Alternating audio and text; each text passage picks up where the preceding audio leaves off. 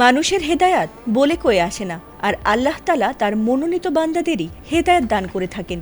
এমন অনেক মানুষই রয়েছেন যারা সারা জীবন ধরে ইবাদত বন্দেগী করে কাটিয়ে দিয়েও জীবন মৃত্যুর সন্ধিক্ষণে এসে মৃত্যুকালে নাফরমানিতে ডুবে ঈমানহীন হয়ে করুণভাবে কবরের জীবনে প্রবেশ করেন। আবার এমন অনেক মানুষ রয়েছেন যারা কখনো ইসলামের ছায়াতলেই ছিলেন না আল্লাহর দেয়া বিধানের প্রতি অবগত, কিন্তু আল্লাহ তাআলা শেষ মুহূর্তেও এসে তাদেরকে ভালোবেসে ইসলামের ছায়াতলে নিয়ে আসেন। বাস্তব জীবনেও কখনো কখনো এমন কিছু চমকপ্রদ ঘটনা ঘটে যায় যা রীতিমতো কল্পনাকেও হার মানায়। তেমনি এক হৃদয়স্পর্শী ঘটনার সাক্ষী হয়েছে গোটা দক্ষিণ কোরিয়া। সেখানকার আনসাং এলাকার এক হাসপাতালে দীর্ঘদিন ধরে দুরারোগ্য ক্যান্সারের সঙ্গে লড়াই করা এক কোরিয়ান নাগরিক অবশেষে জীবনের শেষ মুহূর্তে এসে ইসলাম ধর্ম গ্রহণ করেছেন। তাও আবার একজন বাংলাদেশি আলেমের হাতে তিনি জীবনের সবচেয়ে মূল্যবান এই উপহারটি পেয়েছেন।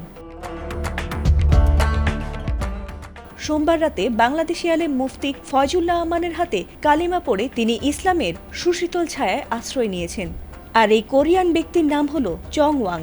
তবে তাকে হেদায়েতের এই অবিস্মরণীয় পথের সন্ধান দিয়েছিলেন চং ওয়াং এর বাংলাদেশি স্ত্রী লায়লা। বাংলাদেশের সোনারগাঁয়ের মেয়ে লায়লার সঙ্গে প্রায় 14-15 বছর আগে ঘর বেঁধেছিলেন কোরিয়ার এই ব্যক্তি। মুসলিম রীতিতে বিয়ের সময় নামমাত্র শাহাদা পড়লেও চং ওয়াং কখনোই ইসলামের ধর্মীয় জীবনে অভ্যস্ত ছিলেন না। তবে তার কঠিন অসুস্থতায়ও মোটেই ভেঙে পড়েননি তার স্ত্রী। ধৈর্য ধরে তিনি স্বামীর সেবা করায় মনের দাগ কেটে যায় চং ওয়াং এর। এরপর স্ত্রীর অনুরোধেই তিনি জীবনের এই সায়ান্নে এসে তওবা করে নতুন করে কালিমা পড়ার ইচ্ছে প্রকাশ করেছিলেন। হাসপাতালে সেই আবেগঘন মুহূর্তে কোরিয়ায় অবস্থানরত এক বাংলাদেশির মাধ্যমে খবর পেয়ে মুফতি আমান হাসপাতালে গিয়েছিলেন। আর তাতেই হাসপাতালের বিছানায় শুয়ে মৃত্যু পথযাত্রী সেই ব্যক্তি মুফতি ফয়জুল্লাহ আমানের কাছে কালিমা পড়ে অবশেষে নতুন জীবনের দীক্ষা নিয়েছেন।